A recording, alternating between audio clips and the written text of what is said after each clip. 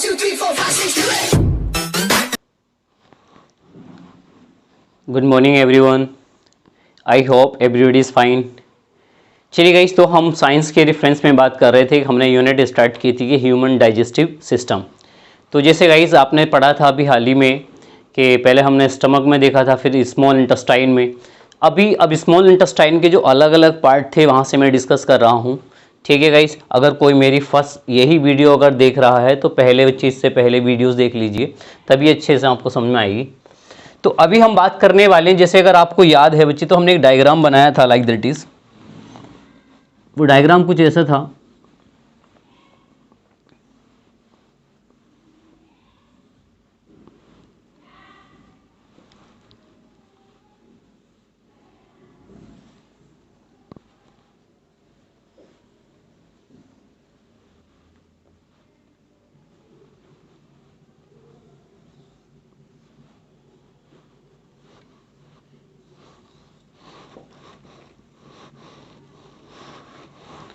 कुछ like that is एक हमने डायग्राम बनाया था। तो ये वाला जो डायग्राम था बच्चे, तो इसमें ये हमारा क्या था, पेंक्रियाज यानी कि अग्नाशय। अगर हम इसकी बात करें तो बच्चे ये कौन सा ऑर्गन था हमारा, लीवर यानी कि यकृत। एक गाइस ये ऑर्गन है हमारा यहाँ पे जिसका नाम है जीवी यानी कि गॉल ब्लैडर। ठीक, तो ये आपने पढ़ा था, फिर ये आपका ड्यूडेनम वगैरह पार्ट था। तो अब हम यहाँ से वन बाय वन करके पहले इन तीनों को देखेंगे। तो चलिए सबसे पहले हम यहाँ पे बात करने वाले हैं गाइस किसके बारे में, लीवर के बारे में। लीवर यानी कि यकृत, या इसको हम क्या बोलते हैं बच्चों, जिगर बोलते हैं। ठीक है, अगर हम लीवर के बारे में देखिए, ये मैंने एक एडिशनल डायग्राम बनाया था बहुत एक डिफरेंट वे से समझाने की वजह से। अभी हम किस पे बात कर रहे हैं यहाँ से, लीवर के रेफरेंस में। तो बहुत ही देखिए, अगर आप स्मॉल पॉइंट्स पे भी जिक्र करेंगे तो चलिए सबसे पहले अगर आप फर्स्ट पॉइंट इसका देखते हैं तो लीवर एक्चुअली क्या है। तो लीवर क्या है बच्चों, मानव शरीर की सबसे बड़ी ग्रंथि, समथिंग 1.5 kg। अब ये क्या समझा है आपने, मैंने यहां लिखा कि liver is the largest glands of human body. इसको इंग्लिश में क्या कहेंगे कि गाइस कि liver is a largest glands of human body. मानव शरीर की सबसे बड़ी ग्रंथि क्या होती है बच्चों, वो होती है लीवर। अब प्रश्न ये है कि सर ये ग्रंथि क्या होती है, ग्लैंड्स क्या है। ग्रंथि का इंग्लिश में क्या बोलते हैं हम, इसको इंग्लिश में बोलते हैं बच्चों ग्लैंड्स। तो अब यहां से पहले आपको मैं समझा रहा हूं बच्चों ग्लैंड्स किसको कहते हैं, यानी कि अब ऐसा समझेंगे हमारे शरीर के बॉडी के बे ऑर्गन एक एडिशनल तरह से सिखा रहा हूं। ठीक, तो मैं क्या कह रहा हूं यहां पे, हम देखिए आपका जो ग्रंथि है या ग्लैंड्स किसको कहते हैं, तो शरीर के वे ऑर्गन्स, बॉडी के वे ऑर्गन्स जो क्या काम करते हैं बच्चों, हार्मोन्स या फिर एंजाइम्स। हमारे शरीर के वे अंग जो हार्मोन्स या एंजाइम, ठीक, इस तरह के पदार्थों का निर्माण करते हैं गाइस, उनको क्या कहा जाता है, ग्रंथि। क्या ये बात समझ में आ गई, यानी कि कोई ऐसा तरल पदार्थ का निर्माण करते हो, यानी कि कोई भी एक सिंपल ये भी आता है कि बॉडी के बे ऑर्गन्स जो किसी तरल पदार्थ का निर्माण करते हो, आपके बॉडी के बे ऑर्गन जो तरल पदार्थ का निर्माण करते हो, और जनरली उस तरल पदार्थ में क्या, हार्मोन्स या एंजाइम का। क्या ये बात समझ में आ गई आपको, उनको हम ग्रंथि कहते हैं। और एक्चुअली एक चीज और समझेंगे आप, ग्रंथि दो तरह की होती है। एक होती है बच्चों एक्सोक्राइन ग्लैंड्स, इसका मतलब है बाह्य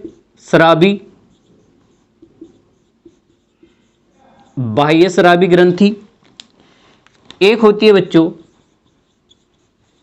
एंडोक्राइन ग्लैंड्स, यानी कि अंतःस्रावी ग्रंथि। तो पहले तो आपसे मैं ये मालूम करना चाहता हूं कि आप ये बताएं ग्रंथि किसको कहते हैं। कि सर शरीर के वे अंग जो किसी तरल पदार्थ का निर्माण करते हैं, एक ऐसे लिक्विड का निर्माण करते हैं, जनरली हार्मोन और एंजाइम्स का निर्माण करते हैं, हम उनको क्या कहते हैं, ग्लैंड्स कहते हैं। ठीक सर, ग्लैंड दो तरह की हो सकती हैं, एंजोक्राइन और एंडोक्राइन ग्लैंड्स हो सकती हैं, बाह्य स्रावी ग्रंथियां और अंतःस्रावी। बाह्य स्रावी ग्रंथि किसको कहते हैं, जिनमें डक्ट होती है, डक्टेड ग्लैंड्स होती हैं ये। यानी कि ऐसा समझेंगे, इसमें क्या होती है, नली होती है। ये क्या चीज, ग्रंथि किसको कह रहे हैं, उस अंग को जो किसी एक पदार्थ का, तरल पदार्थ का निर्माण कर रहा है। ये बात समझ में आ गई यहां से। अब फिर मैंने कहा बाह्य स्रावी। बाह्य स्रावी का मतलब ये है ऐसे अंग जिनमें क्या लगे हों बच्चों, पाइप लगे हों। क्या लगा हो, कोई सर पाइप लगाओ। पाइप का क्या मतलब है, कोई भी डक्ट, एक ऐसी डक्ट लगी है, सपोज दैट कोई ऐसा अंग है जो किसी तरल पदार्थ का निर्माण कर रहा है, हार्मोन एंजाइम का, तो वो ग्रंथि हो गई। और उसमें क्या हो रहा है कि और क्या साथ साथ में क्या लगी, एक डक्ट लगी, और उस डक्ट के जरिए से वो चीज वहां पर सप्लाई होती है, तो उसको कहा जाता है बाह्य स्रावी ग्रंथि। और यदि अगर आप एंडोक्राइन की बात करेंगे तो सर ऐसी ये क्या होती है, ये डक्टलेस होती है, डक्टलेस ग्लैंड्स कह सकते हैं आप इसको, यानी कि नलिका विहीन, नलिका विहीन ग्रंथि। इनमें कोई भी डक्ट, तो याद रख लेंगे बच्चों, इनमें क्या होती है, डक्ट नहीं होती। क्या ये बात समझ में आ गई है आपको। चलिए, तो अभी आपने क्या सीखा है कि सर ग्रंथि, तो यहां पर क्या मैंने कहा कि सर लीवर क्या है, तो सर लीवर एक प्रकार की ग्रंथि है। और लीवर कैसी ग्रंथि है, सर मानव के शरीर की सबसे बड़ी ग्रंथि है। अगर आपसे पूछा जाए कि ये एक्सोक्राइन ग्लैंड से या एंडोक्राइन ग्लैंड से, तो याद रखेंगे लीवर कैसी है बच्चों, एक्सोक्राइन ग्लैंड से। क्या ये बात समझ में आ गई कि सर लीवर हमारे शरीर की सबसे बड़ी और कैसी है, बाह्य स्रावी ग्रंथि है। पहला पॉइंट आपने यहां पर ये सीखा। सेकंड्स में हम बात करेंगे बच्चे लीवर के रेफरेंस में। चलिए देख लेते हैं। अगर बच्चे सेकंड पॉइंट्स अगर हम इसके बारे में देखते हैं बच्चे, तो एक्चुअल में क्या होता,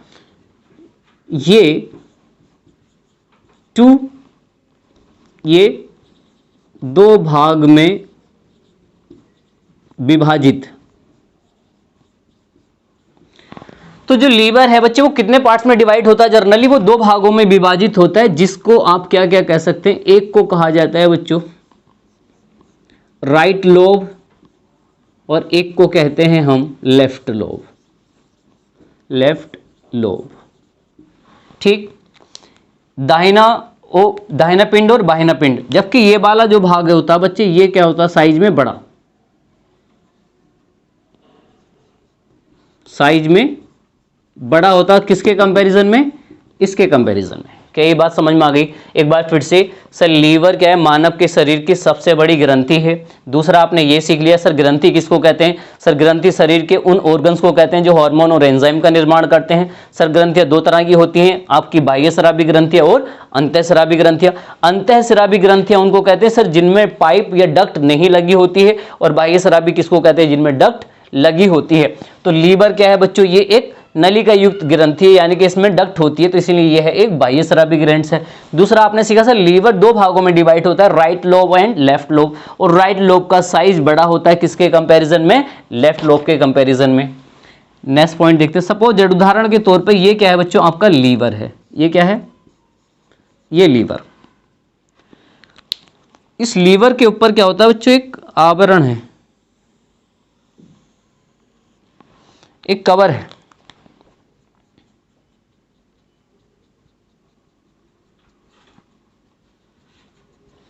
तो यहां लीवर पे क्या होता है, एक आवरण होता है, एक झिल्ली है यहां पर, और ये आवरण किस चीज का बना है वो कई बार आपसे पूछा गया, तो वो पेरिटोनियम की होती है, पेरिटोनियम।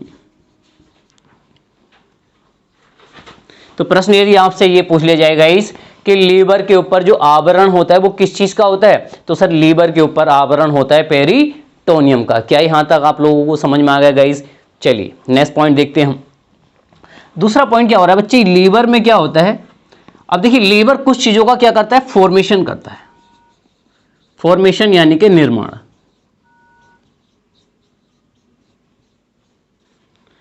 चलिए आगे इस पे हम बात करते हैं। क्या बात कर रहा हूं मैं यहां से कि सर जो लीवर ग्रंथि है ये हमारे शरीर में किन किन चीजों का निर्माण करती है। अगर आप निर्माण की बात करेंगे तो सबसे पहले पे मैं बात करूंगा यहां से सर ये विटामिन ए और डी का संश्लेषण, ए और डी का संश्लेषण। सिंपल वर्डिंग में एक बार फिर से समझ लीजिए, विटामिन ए और डी का जो निर्माण है वो किसके द्वारा होता है बच्चों, लीवर के द्वारा होता है। संश्लेषण बायोलॉजिकल लैंग्वेज में, जीव विज्ञान की भाषा में क्या होता है बच्चों कि बनाने या निर्माण को क्या कहा जाता है, संश्लेषण। यानी कि विटामिन ए और डी का जो निर्माण है या संश्लेषण कहां पर होता है, लीवर के द्वारा होता है। क्या ये बात समझ में आ गई आपको? चलिए नेक्स्ट पॉइंट देखते हैं।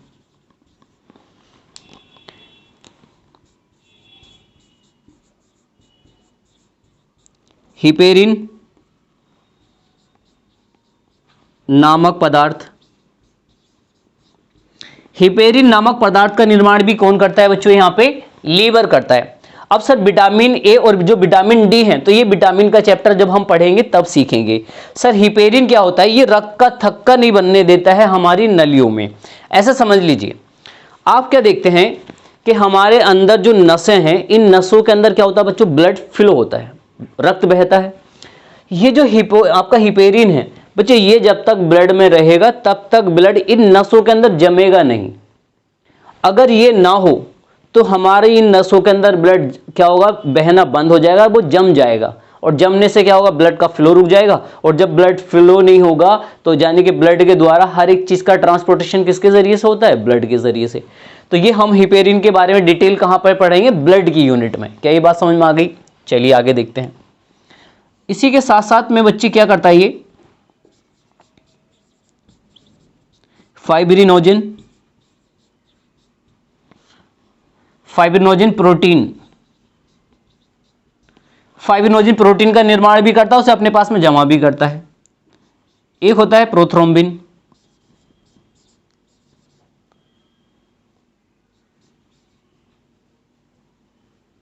Prothrombin protein. अगर आपसे ये पूछा जाए कि बताइए फाइब्रिनोजन प्रोटीन प्रोथ्रोम्बिन प्रोटीन का संग्रह, संग्रह का मतलब होता है कलेक्शन, या ये जमा मतलब ये स्टोर कहां पर होती हैं। अगर संग्रह पूछ लिया जाए तो संग्रह भी कहां पर है बच्चों, लीवर। क्या ये बात समझ में आ गई? कई दफा इस टाइप से लैंग्वेज चेंज करके प्रश्न पूछता है, इसीलिए मैंने यहां पर ये बात बताया। तो आपने क्या देखा, फॉर्मेशन में सर विटामिन ए और डी का निर्माण कर रहा है, हिपेरिन नामक पदार्थ का निर्माण कर रहा है, फाइब्रिनोजन प्रोथ्रोम्बिन प्रोटीन का निर्माण भी कौन कर रहा है आपका, सर लीवर कर रहा है। नेक्स्ट चीज, एक चीज आपको देखने को मिलेगी, बाइल जूस। बाइल जूस का मतलब पित्तरस। अगर आपसे ये पूछा जाए कि ये बताइए मानव के शरीर में बाइल जूस यानी कि पित्तरस का जो निर्माण है ये किसके द्वारा होता है, तो सर बाइल जूस का फॉर्मेशन भी होता है लीवर के द्वारा। क्या यहां तक सबको समझ में आएगा? इस एक बार फिर से समझ लीजिए, सर लीवर किस किस का, विटामिन ए और विटामिन डी का संश्लेषण भी करता है, हिपेरिन नामक पदार्थ का निर्माण, फाइब्रिनोजन प्रोथ्रोम्बिन प्रोटीन का निर्माण भी करता है, और बाइल जूस पित्तरस का निर्माण भी करता है। इन सबको, ये सब चीजें कहां पर हैं, ये हम अभी पढ़ने किसमें, लीवर में। चलिए आगे देखते हैं। तो अभी हम किसके रेफरेंस में बात कर रहे हैं बच्चों, हम बात कर रहे हैं सर लीवर के रेफरेंस में। किसके बच्चे, लीवर। लीवर यानी कि हिंदी में कहा था आपने, इसको यकृत। आगे देखते हैं, अगर इसमें देखा जाए तो ये क्या करता है आपका लीवर, protein plus amino acid, protein और अमीनो एसिड को क्या करता है बच्चों, ये कन्वर्ट करता है।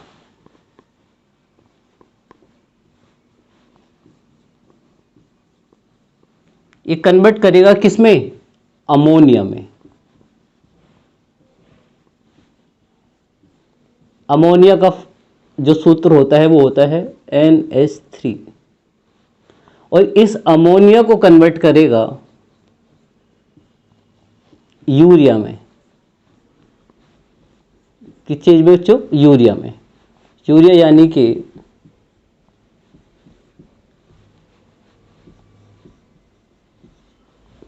चलिए एक चीज आपने ये देखा यहां पे, अगर आपसे पूछा जाए कि ये बताइए प्रोटीन और अमीनो एसिड को अमोनिया में कौन कन्वर्ट करता है, तो बच्चे प्रोटीन और अमीनो एसिड को भी कन्वर्ट करता है आपका लीवर किस चीज में, अमोनिया में, यानी कि NH3 में।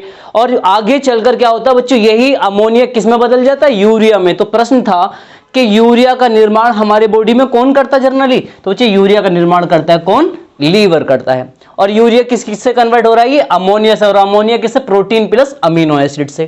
क्या ये बात समझ में आ गई है आपको? चलिए नेक्स्ट पॉइंट देखते हैं। नेक्स्ट पॉइंट में अगर आप देखेंगे तो बच्चों यहां पे मैं स्मॉल पॉइंट लिख रहा हूं कि डेड आरबीसी, हिंदी में कहेंगे मृत आरबीसी। आरबीसी क्या है बच्चे, ये कोशिका है किसकी, ब्लड की। तो यहां से एक चीज समझेंगे सर, जो डेड आरबीसी है इसको क्या करता है बच्चों, ये कन्वर्ट करता है।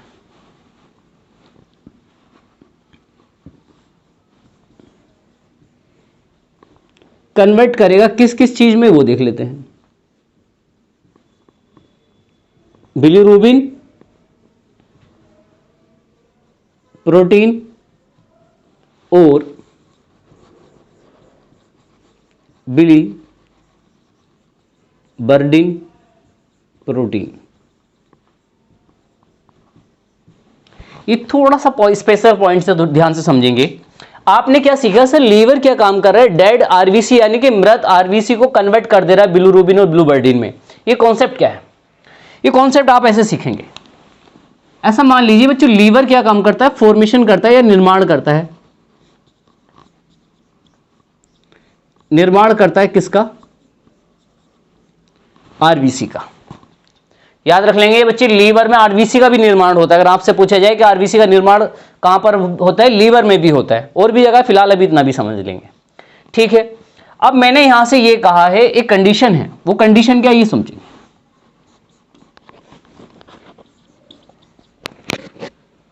चलिए मैं नॉर्मल समझा दूं, क्योंकि ये कॉन्सेप्ट अभी आगे आएगा, हम दोबारा रिपीट करेंगे अदरवाइज, वरना ऐसा मान लेंगे बच्चों, आरबीसी क्या है ना, ये जो आरबीसी है, जो ब्लड की सेल है, इसका क्या होता है बच्चे, ये डिस्ट्रॉय, जर्नली जो नष्ट होती है वो स्प्लीन पलिया में नष्ट होती है। लेकिन अगर लीवर में इन्फेक्शन हो जाए, या कुछ रेयर कंडीशन ऐसी होती हैं जिसमें आरबीसी किस में टूटना शुरू हो जाती है, लीवर में।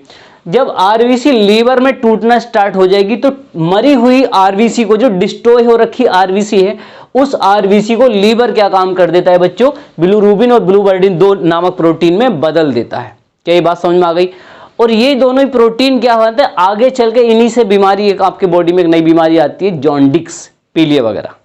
तो ये भी हम आगे देखेंगे उसको भी फिलहाल। तो नॉर्मल अभी अगर आपसे पूछा जाए कि डेड आरबीसी को बिलीरुबिन और बिलीवर्डिन में कन्वर्ट करने का काम कौन करता है, तो ये लीवर करता है। या फिर बिलीरुबिन और बिलीवर्डिन का निर्माण किस चीज से होता है, डेड आरबीसी से। क्या ये बात समझ में आ गई? और कुछ जनरल केसेस में क्या होता है, आरबीसी का निर्माण किस में भी होता है बच्चों, लीवर में भी होता है। चलिए आगे देखते हैं। एक स्पेशल पॉइंट यहां से ये है, अब स्पेशल पॉइंट समझेंगे। कहानी है बच्चों ब्लड से रिलेटेड। क्या कहानी है, आपने एक बात समझेंगे, आप जो भी खाना खाते हैं उस खाने से हमें क्या चाहिए, हमें उस खाने से एनर्जी चाहिए, न्यूट्रिएंट्स चाहिए, पोषक तत्व चाहिए, यानी carbohydrate, protein, fat, vitamin, minerals, ये सारी चीजें हमें किस चीज से चाहिए, खाने से। तो ये सारी चीजें आपने पढ़ा था पाचन में कि सर इन सारी चीजों को क्या होता है कि हमारा जो छोटी आंत का एक भाग है इलियम, तो इलियम में क्या होती है, बिलाई होती है फिंगर नुमा, वो बिलाई वहां से उन पोषक तत्वों को उठा के किस में मिला देती है, ब्लड में। या फिर ऐसा समझ लो सर, जो ग्लूकोज है वो किसके पास होता है, ब्लड के। ब्लड के पास में यदि अगर एक्स्ट्रा ग्लूकोज है तो ब्लड उस एक्स्ट्रा ग्लूकोज को लेकर किसके पास जाता है बच्चों, लीवर के पास में। और लीवर क्या काम करेगा, उस ग्लूकोज को कन्वर्ट कर देगा किसमें, ग्लाइकोजन में, और ग्लाइकोजन को कन्वर्ट कर देगा किसमें बच्चों, ग्लूकोज में। तो जर्नली ये कॉन्सेप्ट आपको किस तरह से सीखना, चलिए मैं इसको पूरा डिटेल से समझाता हूं। फिर ऐसा मान लेंगे फिलहाल अभी ये क्या कर रहा है,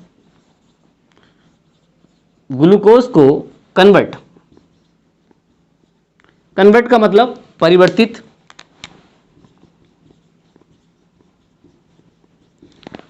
कर दे रहा है। तो ये ग्लूकोज को कन्वर्ट कर दे रहा है किसमें, ग्लाइकोजन में, और ग्लाइकोजन को फिर से वापस रिवर्स कन्वर्ट कर देता है किसमें, ग्लूकोज में। अगर आपसे ये पूछा जाए कि ये बताओ ग्लाइकोजन को मतलब ग्लूकोज को ग्लाइकोजन में कौन बदलता है, तो लीवर बदलता है। और ग्लाइकोजन को वापस फिर ग्लूकोज में कौन कन्वर्ट करता है, ये भी कौन कर रहा है बच्चों, लीवर कर रहा है। चलिए इसको मैं थोड़ा सा डिटेल से बताता हूं आपको। बच्चों जनरली होता क्या है कि अगर हमारे पास में ब्लड के पास में, किसके पास सर, ब्लड के पास एक्स्ट्रा क्या हो, ग्लूकोज हो। आपने ये सीखा यदि ब्लड में ग्लूकोज क्या है, एक्स्ट्रा है, तो ब्लड क्या काम करेगा, इस एक्स्ट्रा ग्लूकोज को किसके पास लेके चला जाएगा, लीवर के पास में। आपको ना एक बात समझना कि सर यदि ब्लड के पास में अगर मान लीजिए जितनी रिक्वायरमेंट है उससे ज्यादा यदि अगर आपके पास में ग्लूकोज है, एक्स्ट्रा ग्लूकोज है, तो ब्लड उस ग्लूकोज को लेके किसके पास जाता है, लीवर के पास में। फिर लीवर उस ग्लूकोज को कन्वर्ट कर देता है किस चीज में, ग्लाइकोजन में। यानी कि ग्लूकोज क्या होता है बच्चों, कन्वर्ट होता है ग्लाइकोजन में, कहां पर, लीवर में। क्या ये बात समझ में आ गई आपको? यानी कि आपने क्या सीखा सर, जो एक्स्ट्रा ग्लूकोज जो ब्लड लेके लीवर के पास जाता है तो लीवर उस ग्लूकोज को किस में बदल देता है, ग्लाइकोजन में। यानी कि लीवर के द्वारा बदला जाता है ग्लूकोज ग्लाइकोजन में। ठीक, जब बच्चे ग्लूकोज ग्लाइकोजन में कन्वर्ट होता है तो लीवर में क्या होता है, एक प्रोसेस होती है, एक प्रोसेस यानी कि एक क्रिया होती है, एक क्रिया होती है। जो प्रोसेस होती है उसका नाम है ग्लाइकोजेनेसिस प्रोसेस। चलिए, यानी कि ग्लाइकोजेनेसिस नामक एक क्रिया होती है कहां पर, लीवर में।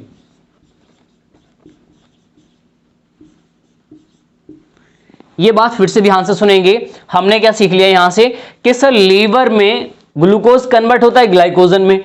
जब लीवर ग्लूकोज को ग्लाइकोजन में कन्वर्ट करता है तब लीवर के अंदर एक प्रोसेस होती है, उस प्रोसेस को क्या कहते हैं हम, ग्लाइकोजेनेसिस प्रोसेस कहते हैं। अब ये जो प्रोसेस है ये प्रोसेस होगी तब जब क्या होना चाहिए, इंसुलिन हार्मोन, इंसुलिन हार्मोन्स। तो याद रखेंगे ग्लाइकोजेनेसिस प्रोसेस इंसुलिन हार्मोन की उपस्थिति में होती है। यानी कि ग्लाइकोजेनेसिस क्रिया करने के लिए आपके पास में क्या होना चाहिए सर, इंसुलिन हार्मोन होना चाहिए। अगर इंसुलिन हार्मोन होगा तभी ग्लाइकोजेनेसिस की प्रोसेस होगी। जब ये प्रोसेस होगी तभी लीवर ग्लूकोज को किसमें कन्वर्ट कर सकता है, ग्लाइकोजन में। अगला स्टेटमेंट, अब ये जो इंसुलिन हार्मोन है इसका निर्माण कहां पर होता है, अगर इसकी फॉर्मेशन की बात करूं, फॉर्मेशन यानी कि निर्माण, तो इसका निर्माण होता है पैंक्रियाज। कहां पे, पैंक्रियाज को हिंदी में अग्नाशय। तो आप क्या सीख रहे हैं यहां से सर, इंसुलिन हार्मोन का निर्माण अग्नाशय और अग्नाशय की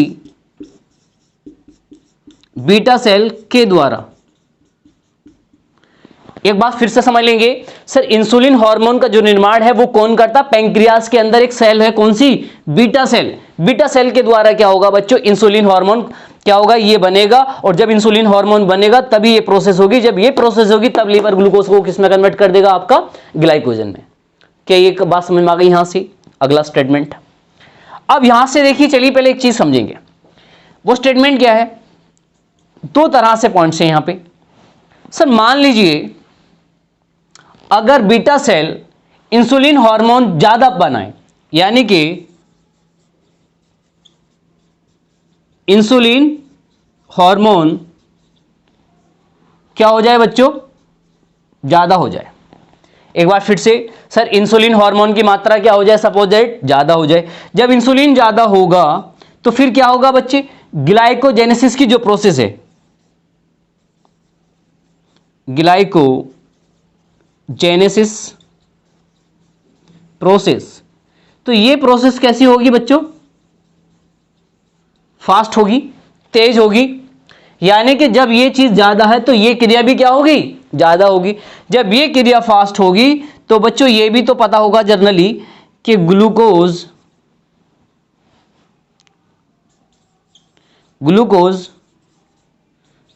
ज्यादा कन्वर्ट होगा किसमें, ग्लाइकोजन में। तो आपने क्या सीखा यहां से कि सर यदि इंसुलिन हार्मोन की मात्रा कैसी हो जाए, ज्यादा हो जाए, तब आपका ग्लाइकोजेनेसिस की प्रोसेस फास्ट हो जाती है, जिससे क्या होता है कि ग्लूकोज ज्यादा कन्वर्ट हो जाता है किस चीज में, ग्लाइकोजन में। हमें कन्वर्ट कराने थे, मान लीजिए इतना कराना था, लेकिन इतना कन्वर्ट हो गया, जितना कराना था उससे ज्यादा हो गया। जब ज्यादा कन्वर्ट हो जाएगा तो इससे होगा क्या, इससे एक चीज आएगी सामने निकल के। वो चीज क्या होगी, यहां पे देख लेते हैं हम। वो चीज का मैटर क्या होगा बच्चे के ब्लड में, कहां पर, ब्लड में ग्लूकोज की मात्रा क्या हो जाएगी, कम। कैसे, इंसुलिन हार्मोन ज्यादा बना तो ग्लाइकोजेनेसिस की प्रोसेस फास्ट हो गई। जब ये प्रोसेस फास्ट हो गई तो ज्यादा ग्लूकोज कन्वर्ट हो गया किसमें, ग्लाइकोजन में। अब ब्लड के पास में ग्लूकोज क्या हो गया, कम। तब ऐसे में एक बीमारी होगी, जिसको हम कहते हैं हाइपोग्लीमिया। हाइपोग्लीमिया बीमारी का मतलब सर ब्लड में ग्लूकोज की मात्रा का कम होना। क्या ये बात समझ में आ गई? यदि अगर ब्लड में ग्लूकोज की मात्रा कम हो जाएगी तो एक डिसीज हो जाएगी, that called is hypoglycaemia. I hope you understand very well. अब हम बात करेंगे, चलिए नेक्स्ट पॉइंट पे इसी के। सर मान लीजिए कंडीशन बदल जाए, चलिए उस कंडीशन को भी देख लेते हैं। उस कंडीशन को चलिए मैं यहां पर समझा रहा हूं नोट करके, आप क्या काम करें, नीचे लिख लेना। सर यदि कंडीशन ऐसी हो, मान लो कि इंसुलिन जो हार्मोन है, अब इसकी मात्रा क्या हो जाए, सपोज दैट कम हो जाए। यानी कि हमारे पास में जो बीटा सेल है पैंक्रियास के अंदर, ये क्या काम करिए कि इंसुलिन हार्मोन को इस बार अब कम बना रही है। जब इंसुलिन हार्मोन बनेगा कम तो ग्लाइकोजेनेसिस की प्रोसेस भी कैसी होगी, स्लो होगी। जब ये प्रोसेस स्लो होगी तो लीवर ग्लूकोज को कम मात्रा में कन्वर्ट कर पाएगा, किसमें, ग्लाइकोजन में। चलिए, तो इंसुलिन हार्मोन कम, तो इसके कम होने से ग्लाइकोजेनेसिस प्रोसेस,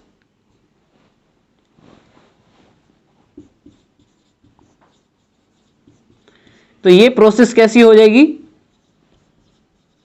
धीमी, बहुत ही आराम से चलेगी। जब ये धीमी हो जाएगी तो इसके धीमे होने से क्या होगा बच्चों, कम मात्रा में ग्लूकोज कन्वर्ट होगा। कम मात्रा में क्या होगा, ग्लूकोज कन्वर्ट होगा ग्लाइकोजन में। जब ग्लाइकोजन में कम मात्रा में कन्वर्ट होगा तो इससे ये नहीं होगा बच्चे कि ब्लड में, इस बार ब्लड में क्या होगा, ग्लूकोज की मात्रा क्या हो जाएगी, बढ़ जाएगी। यानी कि आपने क्या सीख लिया यहां पे कि यदि इंसुलिन हार्मोन बनना कम हो जाए या इसका सिक्रेशन कम हो जाए तो इन दैट कंडीशन में क्या होगा, ग्लाइकोजेनेसिस की जो प्रोसेस होगी वो स्लो हो जाएगी, धीमी हो जाएगी। और जब ये प्रोसेस स्लो होगी तो इससे क्या होगा कि कम मात्रा में ग्लूकोज कन्वर्ट होगा ग्लाइकोजन में। कहने का मतलब है कि ग्लूकोज कन्वर्ट नहीं होगा ग्लाइकोजन में, इससे ब्लड में ग्लूकोज की मात्रा बढ़ जाएगी ऑटोमेटिकली, क्योंकि वो कन्वर्ट ही नहीं हो रहा। और ब्लड में ग्लूकोज की मात्रा को बढ़ने को ही क्या कहा जाता है बच्चों, ऐसे में एक डिसीज होगी जिसको आप कहते हैं डायबिटीज।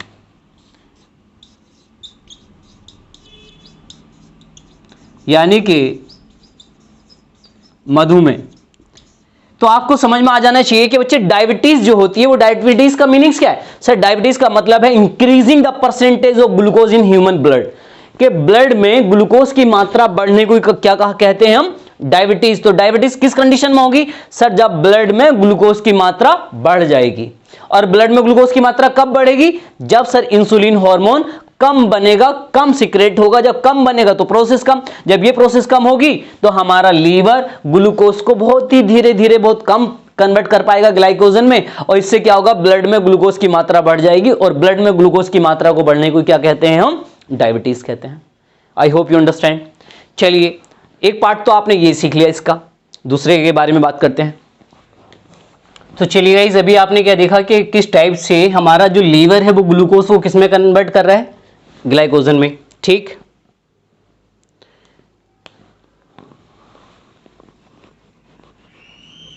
अब दूसरा पॉइंट मैं यहां से ये समझा रहा हूं आपको बच्चे कि ग्लाइकोजन कैसे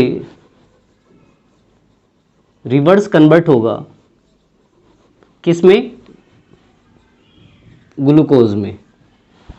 अब आप एक बात समझें, ये बात सही समझने से पहले आपको ये समझना पड़ेगा कि आपने क्या देखा था बच्चे कि जब आपका ब्लड के पास में अगर एक्स्ट्रा ग्लूकोज था तो ब्लड उस एक्स्ट्रा ग्लूकोज को लेके किसके पास में जाता है?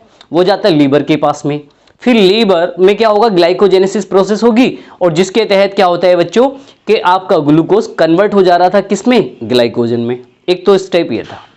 अब मैटर यहां से ये है कि यदि मान लीजिए कि ब्लड के पास में ग्लूकोज के क्या हो गई? कमी हो गई, सोल्टेज हो गई, यानी कि ब्लड के पास में क्या नहीं है? ग्लूकोज नहीं है। जब ब्लड के पास ग्लूकोज नहीं है तो सबसे पहले ब्लड किसके पास जाएगा ग्लूकोज लेने के लिए? वो आपके माइंड पे जाकर नहीं कहेगा भूख लग रही है कुछ खाना खाइए, तो ब्लड सबसे पहले, जब ब्लड में ग्लूकोज नहीं होगा तो सबसे पहले ब्लड जाता है लीवर के पास में। बात समझ में आ गई? तो ब्लड सबसे पहले किसके पास जाएगा? लीवर। और लीवर के पास में जो ग्लाइकोजन स्टोर होकर रखा है तो लीवर उस ग्लाइकोजन को वापस किस में कन्वर्ट कर दे देगा? ग्लूकोज में। क्या ये बात समझ में आ गई?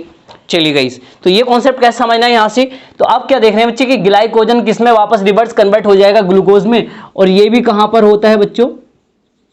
लीवर में।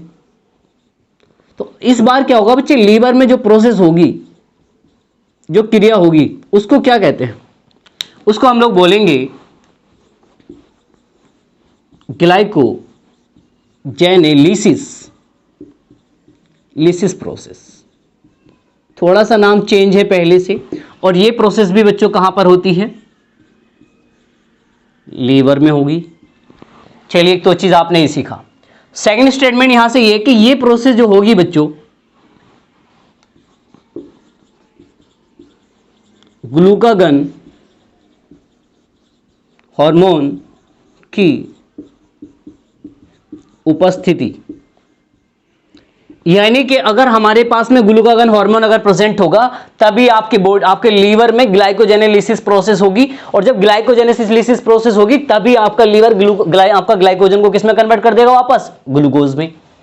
अब ये ग्लूकागन जो हार्मोन है, अगर आप देखते हैं इसका फॉर्मेशन, सिक्रेशन कौन करता है? यानी कि निर्माण। तो इसका निर्माण भी बच्चों पैंक्रियाज यानी कि अग्नाशय की अल्फा सेल करती है। Right guys? अब यहां से भी कंडीशन, टर्म ऑफ कंडीशन क्या हो सकती है आप एक बार वापस देख लेंगे। ठीक, चलिए, तो आपने क्या सीखा कि सर जब ब्लड के पास में ग्लूकोज कम हो जाता है तो ब्लड किसके पास जाएगा? लीवर के पास में। लीवर उस ग्लाइकोजन को वापस कन्वर्ट ग्लूकोज में करके किसको दे देगा? लीवर को, ब्लड को। और ब्लड इस ग्लूकोज के लेके बॉडी के सारे पार्ट में, टोटल बॉडी में क्या कर देगा? ट्रांसपोर्ट कर देगा। तो लीवर में क्या होता है कि ग्लाइकोजन को वापस रिवर्स ग्लूकोज में कन्वर्ट करने के लिए एक प्रोसेस होती है जिसको क्या कहते हैं हम? ग्लाइकोजेनेलिसिस प्रोसेस। ये प्रोसेस लीवर में होगी, लेकिन किसकी उपस्थिति में? जब देखिए ग्लूकागन हार्मोन होगा तभी ये क्रिया होगी। जब ये क्रिया होगी तभी लीवर इस चीज को इसमें कन्वर्ट करेगा। और ग्लूकागन हार्मोन का सिक्रेशन कौन करता है? निर्माण कौन करता है? पैंक्रियाज की अल्फा सेल। और जबकि वो आपका जो इंसुलिन हार्मोन कौन बना रही थी? वो बीटा सेल। क्या ये बात समझ में आ गई? तो चलिए, अभी आज आपने क्या देखा यहाँ पे? लीवर के रेफरेंस में। तो अभी आपने पूरा क्या पढ़ लिया बच्चों? लीवर। तो हमने क्या था, देखिए टॉपिक शुरू किया था डाइजेशन इन स्मॉल इंटेस्टाइन, छोटी आंत में पाचन। तो छोटी आंत में हमने पहले बेसिकली देखा किस तरह से पाचन होता है। अब हम वन बाय वन करके क्या पढ़ रहे हैं? टॉपिक पढ़ रहे हैं। तो अभी हमारा क्या कंप्लीट हो गया? लीवर। तो इसके बाद में क्या पढ़ेंगे हम? इसके बाद में पढ़ेंगे गॉल ब्लैडर और आपका बाइल जूस। उसके बाद में पढ़ेंगे पैंक्रियाज और पैंक्रेटिक जूस। ठीक, चलिए, तो वो देखेंगे इस नेक्स्ट क्लास में। तब तक के लिए बाय बाय, टेक केयर। 1, 2, 3, 4, 5, 6